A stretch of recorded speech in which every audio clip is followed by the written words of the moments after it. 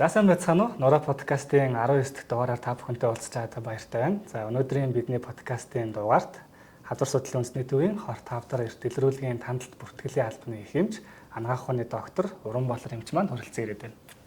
За танд өдрийн мэнд хүргэе. За таны ажил алба сайн байна уу? Бидний урилгыг хүлээж авч ирсэнд маш их баярлалаа. Баярлалаа. За өнөөдрийн подкастаар хоёулаа ер нь бол жоохон гоё чөлөөтэй ярилцсан. За тэгээд өнөөдөр юу ярих вэ гэхээр бид нар эмэгтэйчүүдийн дунд цонхлон тохиолж байгаа хавдрууд юу байна? За тэр дундаа бүр миний бодлоор бол бүр яг умаа үзүүний хавдрын тухай зөнгөлөн ярьчвал зүгээр юм болоо гэж бодсон юм. Яг гэвэл таны зөвхөн та ч өөрөө эмэгтэйчүүдийн эмчүүд тий. За ерөнхийдөө бол умаа үзүүний хорт хавдар бол яг манай Монгол эмэгтэйчүүдийн дунд бол яалтчгүй тулгамдсан асуудал байгаа. Тэгээ эмэгтэйчүүдэд Монгол эмэгтэйчүүдэд тохиолж байгаа хавдруудыг яг эренблээд үзэх юм бол мэдээж хамгийн ихэнд дэлгэний хавдар ордог. За тэгэл араас нь шууд умаа үзүүний хавдар залгаж авч ирдэг байгаа. 2024 оны байдлаар 521 эмэгтэй умаа үзүүний хорт хавдар гэдэг өвчнөр өвдөд. За 160 эмэгтэй энэ өвчнөр улмаас нас орсон байна.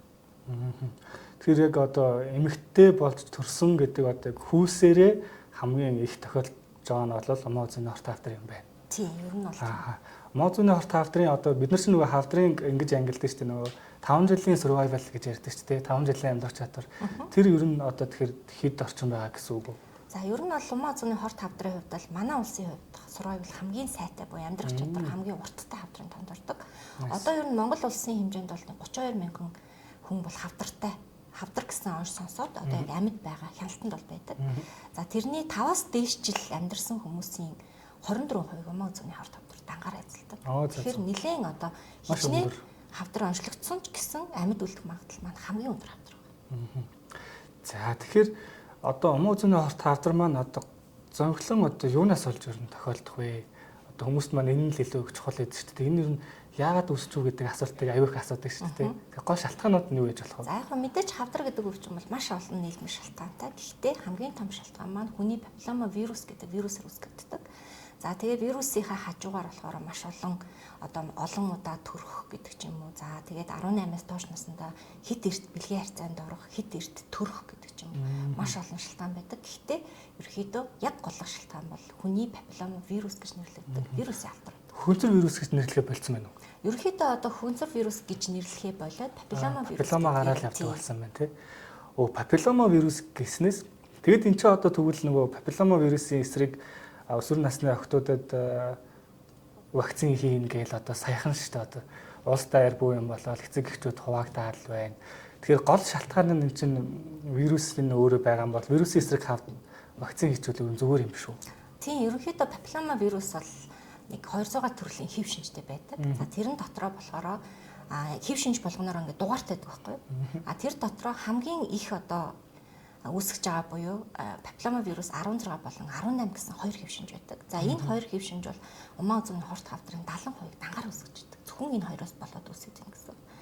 Тэгээд одоо хавдар өвчнөөс урьсан сэргийлэх боломжгүй гэдээ бид нэр яриад байдаг шүү дээ. Гэтэл умаа үзүүний хорт хавдар бол цорын ганц урьсан сэргийлэх боломжтой хавдар байхгүй. Тийм шалтгаан нь ерөнхийдөө бол тодорхой юм байна тий. Тэгээд бид нар охтуудаа за манай улсад бол бүр 11 настай охид хүүгүүдэд энэ вирусын вакцин хийгдээд эхэлсэн байгаа. Тэгэнгүүт тийм хүмүүс бас асуудаг л та яагаад ингэж хөвгүүдэд хийх гээд байгаа юм. Зөвхөн охтуудаа хийхгүй юм гэдэг асуулт авдаг. Гэтэл хүний папиллома вирус гэдэг вирус маань ихэнхдээ дандаа умаа үзүүний хавдар гэдэг өвчнөд холбогддог боловч цаагаараа ам залгуурын хавдар, шодоо хавдар, хош нугны хавдар гэсэн олон хавдруудын бас үүсгэгч юм болоод байгаа байхгүй. Тэгэхээр бид нэгэн тал хамгаалж байгаа юм чинь охид хүүгүүдэд хамтд нь одоо олон төрлийн өвчнөөс хамгаалах боломжтой маа гэдэг утгаараа 11 настай охид болон хөвгүүдэд яг товлолт дотор нь хүрчихсэн байна. Ер нь одоо энэ вакцин жоох юу яачлаа те? Одоо нөгөө ковидтай холбоотой ч юм уу жоох нэр хүнд нь унтсан юм уу? Хүмүүсийн донд аягүй их юм төрөгдөлт болсон байгаа хэрэг. Тэгээ одоо вакцинд хариулангууд л одоо миний ген өөрчлөгдөх юм байна ч гэдэг юм уу? Вакцинд хариултын дараа ингээл үхээд байна гэл аягүй их олон буруу хайлттай юм аа. За тэр ерөнхийдөө яг нөгөө ковидтай яалтчгүй холбоотой тийм. Вакцин чинь болохоор маш олон сая хүний амь насыг дэлхийд даяар аварсан юм шүү дээ. Тийм хэрвээ вакцинг одоо ч гэсэн энэ Улаанбаатарын тандалт дээр ч гэсэн нас орж байгаа хүмүүс ямар хүмүүс нас ороод байна гэхээр вакцин хийлгээгүй хүмүүс мал нас ороод байгаа шүү. Тэгэхээр бид нар энэ өвчнөөс хамгаалах боломж байсаар байтал одоо хийхгүй байна гэдэг бол яг үүнд бол хүүхдийн эсрэг хийж байгаа гэмт хэрэг гэж хэлмээр. Яг үүнд л хиндэ ерөөсөө энэ ч одоо нөгөө боловсрал одоо баг ч гэдэг юм уу тий одоо энэ хит юм муухарлсан одоо ийм л хандлаганаас болоод байгаа байхгүй тий одоо ингээл охтуудын 10 жилийнхний ингээл эцэг эхчүүдийн групп дээр л ингээл одоо бөөнл юм болж байгаа юм л хүүхдүүдэд оруулахгүй гэж ерөөс. Тий ер нь бол нөгөө хоёр талд ингээ хуваагдчихад л байгаа даа байхгүй. Вакцин гэдэг маань ялчгүй байдаг гэхээр бие дотор нэг хоосон капсул суулгачдаг. Тэгэнгүүт яг гэхээр тэр вирус ороод ирэнгүүт тухайн хүний бие нь тэр одоо вирус байна гэж таниад өөрийнхөө илүү оруулдаггүй хамгаалдаг л механизмыг идэвхжүүлж байгаа юм байхгүй. Тэрнээс биш одоо вакцин хийлгэснээр ген өөрчлөгддөг ч юм уу, өргүүдэл болдог ч юм уу, тиймэрхүү юм бол байхгүй шүү дээ. Энэ вакцин маань гэхдээ бас шинэ вакцин бол биш. Анх удаа манад 2012 онд орж ирсэн вакцин. За тэгээ тэр үед болохоор бас нэлээд олон охтууд хамарсан боловч одоо мэдээж вакцин эсэргүүцэгчдийн одоо үйл ажиллагаанаас болоод зогссон. Тэгэхээр бид нар одоо та бодоод үзтээ хэрвээ 2012 онд вакцин хийгдээд эхэлчихсэн байсан бол 1600 эмэгтэй дунджаар амьд авах боломж байсан гэсэн үг байна. Гэтэл бид нар вакцин хийгээгүй эсэргүүцсэн учраас энэ хүмүүс маань умаа зүүнний хавдар гэдэг өвчин тусчаад одоо ингэ яваад байна гэсэн үг шүү. Харин яг л тэгээд уг нь бол энэ чинь нөгөө товлолт бусаар гэхдээ бас уг нь халдвар төвчин судлалын үндэсний төв дээр бас хийжлээсэн юм шиг байна. Бусаар одоо ч гэсэн хийж лээ. Тэгэнгүүт нөгөө товлолт болгочонгот бүгднгийн хүчээр хамруулах гэдэг ингээл бөө юм ингээл болоод байгаа хэрэг. За тэгэхээр манай үзэгчд маань энэ талаар ойлголт авсан болов гэж бодож байна. Вакцин гэдэг бол хязгаарч хор биш. Тэгэд ч хэн ч одоо ард түмнийхээ эсрэг эсвэл бус эрүүл мэндийн эсрэг ийм зүйл хийхийг хүсэхгүй. Харин ч та бүхнийг хамгаалахын тулд одоо шийдвэр гаргаж байгаа одоо энэ хүмүүсийнхаа өвөнд одоо эмч нартай болон одоо эрдэмтэн судлаачдтай итгэх хэрэгтэй байна. Ингэж одоо өөрсдийнхөө болон хүүхдүүдийнхээ эрүүл мэндийг хамгаалах хэрэгтэй байна тийм ээ. За шийдэл одоо нөгөө урьдчилан сэргийлэлтийн үед бол биднэрт бол маш том боломж байна шүү дээ вакцин гэдэг. За тэгвэл одоо хэдүүлээ хоёулаа эрт илрүүлгийнхэн тухай ярил одоо ямар шинжилгээ ер нь өгөх ёстой байдгийг нэгэнт одоо вакцинд хамрагдаагүй одоо нэг одоо 30 40 хүрсэн эмэгтэйчүүд бас үзэж байгаа шүү дээ. Вакцинд хамрагдаагүй бол одоо ер нь ямар арга байна? Яах ёстой вэ? Умаа зууны хорт хавдар гэдэг өвчин маань бас өөр айгүй онцлог л тоо. Энэ өвчин маань ганцхан хоногийн дотор үүсдэггүй. 15-аас 20 жилийн дотор үүсдэг. Маш удаан процесс. За тэгээд бас яадаг вэ гэх юм бол одоо бусад хавдар шиг шууд хавдар орчлогддоггүй. Хавдрын урдл гэсэн үе шатыг дамждаг. Тийм учраас бид нар урдл гэсэн үе шатных нь аль нэг үе шатанд нь л бариад авчихад бол энэ өвчнийг урдл үе шатанд нь онцлоод эмчилчих бүрэн боломжтой. Тийм ч учраас умаазны хорт хавдрыг эрт онцлогдвол төгс эмчлэгдэх боломжтой гэж нэрлэгддэг хавдар байхгүй. Одоо манай Монгол улсын хувьд бол 30-аас 60 насны эмэгтэйчүүдэд бид нэр эсэн шинжилгээ гэдэг шинжилгээ авдаг. За энэ эсэн шинжилгээгээр бид нэр юу тодорхойлох гэдэг юм гэхээр таны умаа үзүүний эсээс шинжилгээ аваад энэ эсэд янз бүрийн өөрчлөлт байна уугүй гэдгийг л гаргах гэдэг юм гэсэн. Хэрвээ эсийн түвшинд өөрчлөлт байгаа бол бид нар энийг умаа үзүүний хавдар болох эрсдэлтэй байна шүү гэж үнэлээд эмчилждэг. Тэгэх юм бол хавдар болохгүй л гэсэн. Хавдар болохоос өмнө одоо эсийнхэн дөнгөж өөрчлөлтөнд орж эхэлж байгаа юм тий. Энэ нэр папиллома вирусын шинжилгээг юу нэ авдаг юм уу? Одоо би папиллома вирусээр өвдсөн халдвар авсан хэсгээ мэдэх боломж байна уу? За байлгүй яах вэ? Энэ вирусын үед бас зүгээр нь шинжилгээнээс өмнө төрүүлээд хэлэх юм юу юм бэ гэх юм бол энэ папиллома вирус бол залуу хүмүүст аюул бүгдэг. Ялангуяа 30-аас доош насных. Тэгэхээр энэ маань бас ямар онцлогтой вирус вэ гэх юм бол хүний бие дотор орж ирээд ямар нэгэн эмчилгээ хийгээгүй байхад 2 жилийн дотор 90% нь өөрөө устддаг вирус. Ахлааны нөлөөгөөр тийм ээ. Ахлааны системийн нөлөөгөөр өөрөө устддаг. Тэгэхээр 10 хүн халдвар авлаа. 2 жилийн дараа 9 зүгээр боллоо. Ганцхан хүн тэр вирус үлдэнэ. Тэр вирус архагшиж үлдэнгүүтээ умаа зүүн хорт хавдар үүсдэг. Тэгэхээр бас нэг одоо туйшраад байгаа юм нь бас хүмүүс юу юм бэ гэхээр шинжилгээ өглөө би вирустай гарчлаа гэнгүүт ингээд сандраадгүй гэдэг. Хавдар болсон юм шиг тийм. Гэтэл энэ маань 2 жилийн дараа өөрөө дахиад үзүүлээд байх хэрэгтэй гэсэн үг байхгүй. Нэг удаа өглөө эерэг гарлаа, жилийн дараа заавал тавтах хэрэгтэй. Хэрвээ одоо дахин эерэг гараад байх юм бол энийг яах хэрэгтэй гэх юм бол эсэн шинжилгээгээр л хянаад байна гэсэн үг. Хянаад л юм. Тийм, ер нь бол энэ вирус умаа үзүүний эс дотор ороод тэр эсийн өөрчлөлтийг үүсгэж байгаа байхгүй. Тэгэхээр за миний биеийн дотор вирус байгаа юм байна. Шинжилгээгээр гарчлаа. Одоо энэ вирус өөрчлөлтөнд миний эсийг оруулж ийн үгүй гэдгийг шалгаад байна гэсэн. Тэгээд өөрчлөлтөнд нь оронгууд нь тэрийг эмчилчих юм бол хавдар болохгүй л гэсэн. За маш чухал мэдээлэл хүргэлээ те. Вирусээ бол шинжилгээгээр өгөөд онцлуулж болох юм байна. За вирустэй байлаа ч гэсэн та заавал хавдар тусна гэсэн үг биш юм байна. Хэв шинжин ч гэсэн ондоо штэ. Маш олон төрлийн хэв шинж бас гадуур үзээд ах шиг байна. За шинжилгээ өгье гэвэл хавар бас нэрээ өгж болох байна. За ер нь бол манай эмнэлгүүд бол маш олон эмнэлгүүдээр шинжилгээ авч байна. За сүүлийн үед болохоор яг нөгөө PCR-ын шинжилгээ гэдэг шинжилгээгээр HPV буюу хүний папиллома вирусын хэв шинж болгоноор гаргаж ирдэг шинжилгээнүүд манайд орж ирсэн. За ихэнхдээ ер нь бол өндөр эрсдэлтэй 14 хэв шинж байдаг. За тэгээ 14 хэв шинж үзэж гин 28 хэв шинжээр үзэж гин 29 хэв шинжээр үзэж гин. За хэрвээ шинжилгээний хариу гарлаа эерэг байна гэх юм бол надад яг аль нь байгаа вэ гэдгээ тоог нь харах хэрэгтэй гэсэн. За тэрэн дотроо өндөр эрсдэлтэй 14 хэрвээ байх юм бол тэр дундаа 16 болон 18 гэдэг хэв шинж байх юм бол би юу гэж бодох вэ гэх юм бол би ер нь умаа үзүүний хавдар гэдэг өвчнөд өртөх эрсдэл надад байгаа юм байна.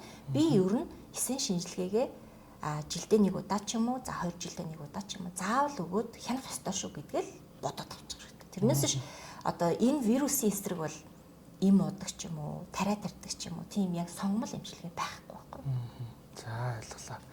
Тэгэхээр эрт төлөвлөгийн хувьд бол хэдүүлээ вакцин биш вирусээ бол нэг үүсчихэж болох юм байна. За тэгээд вирустай гарах юм бол эсийн шинжилгээ өгөөд энийг бол хянаалаад явах юм байна. За вирус гараагүй эмэгтэйчүүд.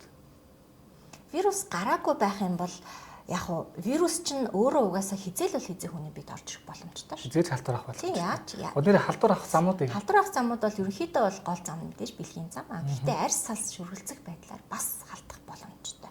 Тийм ч учраас одоо нөгөө аман дээр, хошногон дээр энэ төр бас байгаад байна шүү дээ, тийм ээ.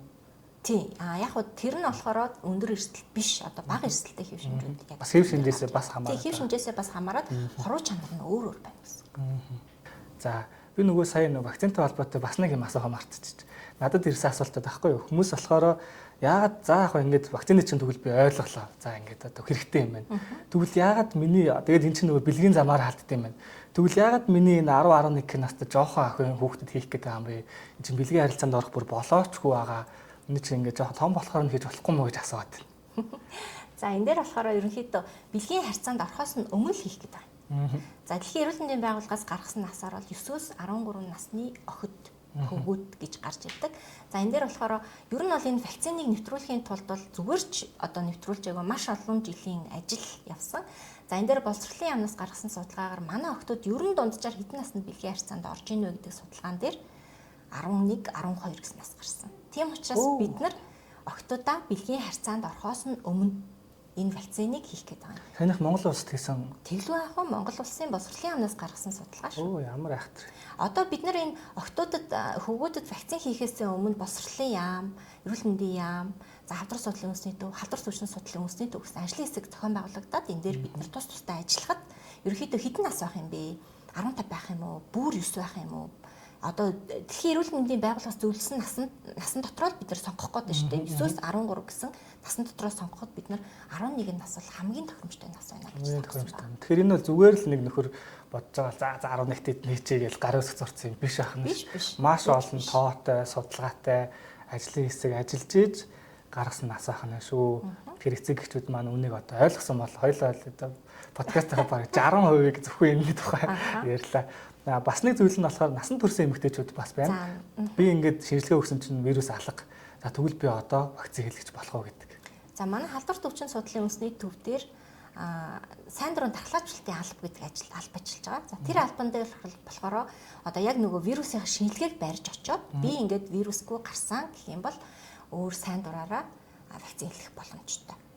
Нэг тийм өндөр төлбөртэй биш ээ. Нэг том вакцин бол нэг 28,000 төгрөг. Оо цаа маш боломжтой. Тийм маш боломжтой. Тэгээ энэ чинь 2-3 тонн. Тийм 2-3 тонн наснасаа хамаарат 2-3 тонн хийдэг. 18-аас доош насны охтуудад бол бэлгийн харьцаанд орсон уу гэж бүр асуухгүйгээр хийж байгаа. 18-аас дээш насны хүмүүст бол заавал шинжилгээнийхээ хариуг аваад тэрийг чинь харж иж вакцин гэсэн чиглэлтэй байна. За баярлалаа. За одоо хоёулаа жоохон ерөнхий сэдв рүү буцааж явах оръё. Хоёулаа хит бүр ингээ гоё гүн болоо тэгээ ингээ яриа нийлээд ингээ гүнрөө орчлаа. За ерөнхийдөө би одоо яг хоёулаа л адилхан эмчүүдийн хувьд таны бодлоор эрт илрүүлгийн одоо ач холбогдол ч гэдэг юм уу зорилго нь ер нь яг юундаа байгаа тэгээд манайхан ч нөгөө заавал шинж тэмдэг өгөхгүй л бол эмнэлгээр явахгүй юм. Би эрүүл хүн байж одоо эмнэлэг дээр очиж яадаг юм гэдэг нэг хандлага байна. Энэ талаар ер нь та ямар хөө бодолтой байдаг? За ер нь бол эрт илрүүлэг буюу скрининг гэдэг үйл ажиллагаа маань нэгдүгээрт яадаг вэ гэх юм бол эрүүл хүмүүсийг л хамруулдаг. Харьцангуй эрүүл буюу танд ямар нэгэн шинж тэмдэг илрээгүй байхад нь л одоо таныг дуудаад тэгээд шинжилгээ авах гээд байна гэсэн үг. За энэ дээр болохоор эрт илрүүлэгт одоо яг ямар хавдрыг юм уу ямар өвчнийг сонгох вэ гэдэг дээр бас тодорхой хэмжээний шалгуур тавигддаг. Тэрнээс юу гэдгийг за ямар ч хамаагүй одоо юу гэдэг нойр булчирхай хавдар дээр эрт илрүүлэг хийнэ гэдэг бол аюу утгагүй асуудал. За яагаад гэж байгаа юм гэхээр за шалгуурууд нь юу байдаг вэ гэх юм бол нэгдүгээр тухайн улс орны хувьд өвчл болон нас оролт нь өндөр байх ёстой. За хоёрдугаарт нь эрт илрүүлэгийн одоо маш аюулгүй шинжилгээтэй байх ёстой. Дээр нь яг үгээр товлолт настай байх ёстой. Тэгээд товлолт давтамжтай байх ёстой. Тэгвэл ерөөсөө хаамаагүй юу гэдгийг 3 настай ч хүнийг хамруулаад 30 настай ч хүнийг хамруулах юм бол энэ маань үр дүнгүй болно. За дээр нь хамгийн гол тавигдах шалгуур маань юу юм бэ гэхээр эрт илрүүлэг шинжилгээгээр ямар нэгэн одоо эмгэг илэрсэн тохиолдолд эмчлэх боломжтой байх ёстой. Тийм учраас одоо умаа зүүнний хавдар за дэлхийд дахинд бол ер нь бол 3 төрлийн хорт хавдартаар яг эрт илрүүлгийг бүрэн хүлээн зөвшөөрдөг. Энэ нь хөхний хавдар, умаа зүүнний хавдар, бүдүүн шлог эзний хавдар гэсэн 3 хавдар л байдаг. Улс орнууд бол өөрийнхөө нөхцөл байдал тохируулаад манай улсад энэ өвчлөл илүү байгаа учраас бид нэр эрт илрүүлэх боломжтой юм а гэдэг дээр бол нэмж оруулж ирдэг л дээ. За манай Монгол улсын хувьд бол ерөнхийдөө зонхлон тохиолдож байгаа 7 төрлийн хорт хавдрын эрт илрүүлэг одоо яг бэлтгэгдээ бэлтгэх шатндаа явж байгаа. За энэ дээр болохоор элэг, ходоод, улаан хоолой, за бүдүүн шулуун гэз, хөх, умаа үзүү, уушигны хорт хавдрыг илрүүлэг. Эдгээр нь бүгдээрээ одоо товлолт настай. Тэгээд та одоо насанд нь л хүрсэн бол ямар ч шинж тэмдэг зовиргүй байсан ч гэсэн очиод үзүүлээ тэгэл гэдэг. Тийм угаасаа л шинж тэмдэг зовиргүй хүмүүсийг л улам бид нар дуудаад байгаа байхгүй. Шинж тэмдэг зовиртой бол энэ чинь эрт илрүүлэг биш болчихно. Тийм эрт онцлогоо болоод явчихна л гэсэн үг. Тийм. Одоо та юу гэж боддог вэ? Хүмүүс одоо миний эргэн тойронд бас ингэж ярьдаг хүмүүс байдаг юм. За эмнэлгээр ороод имид одоо бөө өвчин хэлээл он. Хүн зүгээр яж зах чи бараа нэг өвчин аяач наах гэдэг юм шиг тий. Иймэрхүү хандлага одоо аав ээж эмээ өвгөнөрийн насны хүмүүсийн дунд бас байгаад байна. Энэ нь ер нь юутай холбоотой байд юм бол эсвэл одоо үнэхээр одоо хүмүүсийн санхүүгийн байдалтай холбоотой байгаад байна уу? Эсвэл энэ боловсролын төвшөнтэй холбоотой байгаад байна уу? Ер нь бол нөгөө нэг манай монголчууд нөгөө ярьдаг шүү дээ. Өвчин хэлж ирдэг, хийсч ирдэг гэдэг. Яг үүндээ бол өвчин хэлж ирдэг. Хилдэг болчиход байна шүү дээ. Хэлхээс нь ч өмнө одоо бүр. Ер нь бол ингээл ямар нэг юм болохгүй болоод байна шүү. Намайг нэг анхаараач гэдэг ч юм уу. Тим тохиог бол бие махбодоос өөрт маань байнга өгч идэг гэсэн. Тэгэхээр яг энэ үедээ эмнэлэгт очиод яг юунд болохгүй байгаа юм бэ гэдгийг тодруулчих юм бол ядаж ямар нэгэн өвчин байсан ч гэсэн танаас санхүүгийн болон одоо сэтгэл зүйн маш том нэг дарамтыг хөнгөлөх боломжтой байхгүй. Тэгэхгүй манай монголчууд яагаад вэ нөхөр бүр болохоо байгаад л ягтан тулгаал эмнэлэгт очиод тэгээд эмнэлэгт очингууд нөгөөдөх маань өө аль хэдийн ийм болцсон байна. Ямар ч аврал байхгүй гэдэг ч юм уу тийм. Аль хэдийн хожуу шатанда авчихсан. Тийм ер нь бол одоо яг манай 24 оны статистикийг харах юм бол 36.6% нь л эрт үедээ. За 63.7% нь 63.4% нь хожуу иштэй орлогтой байна шүү. Тэгэхээр яасан гэсэн үг гэх юм бол та хавдар олчжээ хожуу иш шат найдвар байна гэдэг хариулт сонсоод байна гэсэн. Хэрвээ эрт үе шатандаа ирчих юм бол ямар нэгэн байдлаар эмчилгээний маань сонголт мэдээж олон болно. Дээр нь тухайн хүний маань амьдрах хугацаа ч гэсэн уртсах боломжтой байна. Энэ нь хожуу шатандаа онцлогдно гэдэг нь өөрөө бас хавдрын айдсыг гэдэг юм уу дарамтыг одоо бүх зүйлийг бас нэмэгдүүлээд байна. Хавдар гэхээр л одоо ингээл онцлогдохгүй юм шиг биш ээ эдгэрхгүй юм шиг тий. Хавдар гэхээр л би ингээл одоо өнгөрч гэдэг ерөнхий ойлголтыг маст өгöd байгаа хэрэг. Яг үүндээ эн чинь зүгээр л нэг өвчний нэг төрөл. Заавал энийг тартагтан тулгах эсвэл хожуу үед нь онцлох ямар ч хаалбгүй.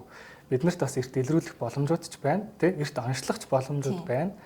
Хамгийн гол нь өөрийн эрүүл мэндэд санаа тавьдаг байх нь айгуу чухал байна тий. Тийм, ер нь бол энэ нөгөө техник технологи айгуу хурдцтай хөгжсөн учраас бид нөгөө хавдрыг заавал хавдар одоо бүр хожуу иштэнд нь орохоос өмнө онцлох боломж айгуу өндөр болчиход байгаа байхгүй. Тэгэхээр одоо нөгөө өөртөө анхаарал тавьсан, өөртөө анхаарсан нөгөө муухагаар хэлэхэд арчаатай хүмүүс нь л одоо эрт үедээ үнэхээр хавдар байсан ч гэсэн эрт үедээ онцлогдоод эмчлэгдчихэд байгаа байхгүй. Тийм, хавдар бол яг үүнд эмчлэгддэг өвчин байхгүй. Эмчлэгддэг. Яг л хизээ онцлогдох уу яах вэ гэдгээс л болчихно. За бүр маш одоо эрчимтэй явагддаг, тархац зэгтэй, одоо алсын өвсөрхийлэл өгдөг одоо тийм л хэв шинжинч гэдэг юм уу, тийм шатн биш л бол тийм ээ. Маш боломжтой байдаг шүү хүмүүсээ. Тэгэхээр өөрсдийнхөө эрүүл мэндийн төлөө анхаарал хандуулж байгаасай гэж хүсэж байна. За таныг одоо яг эмэгтэйчүүд юм ч болохоор одоо асуумаар байна. Яг одоо энэ подкастыг үзэж байгаа эмэгтэйчүүдтэй хандаж одоо за нэг 2 зөвлөгөө өгөөч гэвэл за юу байж болох вэ? Яг л эмэгтэй хүнд зориулсан. За би бол ерөнхийдөө эмэгтэйчүүдэд хандаж хэлэх юм бол өрх сумын эмнэлгүүд маань яг үүндээ бол товлолт насандаа эмэгтэйчүүдэд дуудаж байгаа. Тэгэхээр манай эмэгтэйчүүд юу гэдэг вэ гэх юм бол аюул болон шалтгаан хэлдэг. Уцаараа ярьж байгаа эмчийн маань загнадаг. Чи яагаад над руу ингэж залгаад байгаа юм бэ? Би чи миний хүүхдийг харж өгөх үү? Би завгүй юм те. Би завгүй байна гэдэг ч юм уу те. Уул нь бол тэр эмч бол та манай дээр хурж ирээд нийгмийн даатгал төлөөгүй байсан ч хамаагүй. Ямар ч үн төлбөргүй би танаас шинжилгээ аваад өгье гэж дуудаад байгаа байхгүй. Тэгээ хамгийн гол нь таныг эрүүл учраас дуудаад байдаг. Гэтэл нөгөө эмэгтэй маань бараг л одоо ууралдаг те. Надад ямар шинж тэмдэггүй байхад яагаад намайг дуудаад байгаа юм бэ? Би очихгүй гэдэг ч юм уу. Тэгэхээр эмэгтэйчүүд маань таны төлөө санаа тавиад те ямар ч үн төлбөргүй танаас бүр юу ч унахгүй тийм одоо байдлаар шинжилгээ өгөөч гэд өрх сумын эмнэлгээс дуудаад байгаа шинжилгээнд маань идэвхтэй хамрагдаач. Тэгэх юм бол энэ өвчнөөс одоо урьдчилан сэргийлэх. За бүр өвчин байлаа гэхэд эрт онцлогдох бүрэн боломжтой шүү. Бүрэн боломжтой шүү. Яагаад тэгдэг юм? Ямар сон? Ер нь бол манай мас эмэгтэйчүүд л тэгж штэ. Одоо ер нь бол Умаазны хорт хамтран илрүүлэг манай улсад чинь бараг 12-3 жил болчихлоо шүү дээ эхлээд. Гэтэл одоо хамралтын дундаж хувь маань 38% л байна гэсэн. Тэгэхээр бид нар 10 хүн дуутахад 4 эмэгтэй л ирж байна гэсэн. 6 нэрэхгүй байна гэсэн. Энэ бол одоо үнэхээр л одоо өөрөх эрүүл мэндэд санаа тавихгүй байна гэсэн үг. Тийм тавихгүй байна л гэсэн үг. Тавихгүй байна л гэсэн үг тийм. Өөрийгөө үнэлэхгүй байна л гэж бараг хатуухан хэлэхэд тэгж хэлж болохоор байгаа байхгүй. Нэг тийм үг байдаг та тийм ээ. Одоо өвдөхөөс өмнө бол танд одоо мянган зориг, мянган хүсэл тийм мянган ажил байна. Тэгээ өвдсөний дараа бол танд ганцхан хүсэл, ганцхан зориг байх болно. Тэр бол эрүүл байх. Энэ бол маш хатуу бөгөөд бас үнэн үг. Тэгэхээр та бүхэн өөрсдөө эрүүл мэндийн төлөө анхаардаг байгаарай. Боловсрлоо бас нэмэгдүүлэх, уншдаг байгаарай. Өөрсдөө эрүүл мэндийн төлөө эрт илрүүлэгт ядаж товлолт хугацаанд, товлолт наснда тэгээд өрх сумын эмнэлгээс нь дуутахад очдог байгаарай. Хэрвээ та бүр их одоо өөрийнхөө төлөө санаа тавьдаг, хоёулангийн сайн хэлснээр арчаатай гэдэг шиг байх юм бол өөр бас эрт илрүүлгийн төвүүд, эмнэлгүүд олон сонголттой, олон варианттай болсон байна. Монгол улс ч юм бол ерөнхийдөө эрт илрүүлгийн төвүүд бол нэлээд үйлчлэгээ нэгтгэж байна. Маш олон газрууд эрт илрүүлгийн нэгжтэй болчихсон шүү. Олон технологитой болсон байна. Тэгээ юуныг ашиглаач л гэж бид хоёрын зүгээс чин сэтгэлээс хүсгээр байна да. Яг нөгөө эрт илрүүлэгт хамруулах шин соёлыг л бий болгож байгаа байхгүй. Тийм. Ядаж хичнээн үн төлбөртэй байгаа ч гэсэн эн чинь нэг төрлийн соёл байхгүй. Тийм тийм. Шин соёл. Шин юм сонсогдож байгаа шүү тийм. Цоо шин юм байхгүй. Эмнэлэг гэдэг газар бол зөвхөн өвдөчөөд очдог газар биш. Өөртөө хайртай хүмүүсийн очдог бас газар. Тийм. Зөвхөн эмчлүүлэх гээл явж байгаа хүмүүс биш тийм ээ. Сэргийлэх, эрт үед нь илрүүлэх тийм шүү. Эрт илрүүлэгчэнд тэгээд ер нь бол скрининг, англиар бол скрининг гэдэг ааш тий. Олон хүмүүсийг зэрэг одоо хамруулах тийм дундаас ингээд олох, шалгалтын ажил. Тийм, ерөнхийдөө л яг товлолт насны хүмүүсийг бүгдийг хамруулаад тэрэн дотроос эрсдэлтэй хүн амаал ялгаж авч байгаа үйл ажиллагаа эрт илрүүлэг буюу скрининг гэдэг байгаа байхгүй. Тэгээд та эрсдэлтэй байна гингүүт дараагийн шинжилгээг зөвлөөд үнэхээр энэ өвчин мөн үү биш үү гэж хоёр хуваагаад байна л гэсэн. Зөв. Эрт илрүүлгээр ирж байгаа хүмүүс бас тэгтээ зөндөө байдаг шүү. Эрт илрүүлэгт орчоод ирж байгаа хүмүүс гэх юм уу? Би ч нөгөө хөхний нарийн мэргэжлэр ажилладаг болохоор би эрт илрүүлэгт орсон чинь энд нэг мас байсан байна. Энийг би ерөөсөө мэдээгүй явж байсан байна гэл те. Тэр нь яг хоргүй байх тохиолдлууд дийлэнхтэй гэхдээ. Тэг бүр эрт илрүүлгээр хортой хавтар нь онцлогдоод ирж байгаа хүмүүс ч гэсэн ер нь ялангуяа орон нутгаас бол бүр маш их байдаг шүү. Орон нутгаас хортой бүр ингээд заахам хүний ингээд гарт нь тэмдрэгдэхгүй одоо хавтар байвал одоо яа гэх вэ те хүн мэдэхгүй байж гэж болно. Гэтэл бүр ингээд скринингийн шинжилгээгээр амар том болоод аваатлаа хавдсан бүр ингээд арсны өөрчлөлтүүд хүртэл илэрсэн хүмүүс скринингээр онцлогдоод байгаа хэрэг. Тийм, ер нь бол хөхний хорт хавдрын хувьд бол сүүлийн жилүүдэд эрт үе шатндаа онцлогдох бүр хурцтай нэмэгдэж байгаа. Бүр хурцтай нэмэгдэж байгаа. Маш их нэмэгдэж байгаа. Тийм. За тэгээд хоёлаа чи нөгөө ярианыхаа дундуур за эрт илрүүлгээ ярьчлаа. За ингэж одоо сэргийлэх юм байна гэдгээ ярьчлаа. Ингэж онцлогдоод явах юм байна. Одоо хянаад явах юм байна гэдгээ ярьчлаа. За тэгээд ингээд явж исэн чи ялчгүй одоо нөгөө эрсдэлтэй вирусын бүлэг байж таарад эсн өөрчлөлттэй болоод эхэллээгээд Умаазны хорт хавдар онцлогдвол одоо бид нарт ямар дараагийн алхмууд болон эмчилгээний сонголтууд байдаг байна. За ерөнхийдөө бол Умаазны хорт хавдар ер нь хавдруудыг бол дотор нөгөө үе шатаар нэг ангилсан шүү дээ. Тэгэнгүүт 0 үе шатандаа байх юм бол энэ маань яг эсийн түвшинд өөрчлөлт байна гэсэн. Тэгэхээр энэ үед болохоор нөгөө умаа хүзүүгээ тайрах эмчилгээ хийгддэг. Конденсац гэсэн эмчилгээ. За ингээд тайраад авсан тохиолдолд бол энэ ерөөсөө төгс эмчилгээ гэж байна гэсэн. За тэгээд 1 2 гээд цаашаа явах юм бол нисцэсл эмчилгээнүүд бол хийгддэг. За манай хавдар судлалын үндэсний төв. За бүр дээр нь манай Монгол улсын хувьд бол ер нь бол хорт хавдрын эмчилгээ бол маш сайн хийгддэг гэж би хувьдаа бол боддог. Би ч бас тийм бодож байна. Ер нь бол одоо нөгөө бусад улс орнууд бүр хавдрын төвгүй улсууд бас байдаг шүү дээ. Гэтэл манай одоо улс бол хавдрын эмчилгээ хийдэг, өргөн эмчилгээ хийдэг маш олон төвүүдтэй, эмнэлгүүдтэй. За тэгээ месцасл эмчилгээ хийгддэг. За мөн туяа эмчилгээ бол хийгддэг. Ихэнхдээ Умаазын хорт хавдар дээр бол месцасл болон туяа гэсэн эмчилгээнүүд бол хийгддэг. За энэ өвчний бас нэг онцлог нь нөгөө туяа эмчилгээ айгу мэдрэг. За. Тэгэхээр одоо бүр ингээд месцаслын үе шатнаас өнгөрцөн байна. Туяа эмчилгээ хийхгүй бол болохгүй нэ гэдээ бүр нэлээд хүнд байдалд орчихсон явж байгаа эмэгтэй маань туяа эмчилгээнд яваад ирэхээр илт сайжрал маш сайн болдог.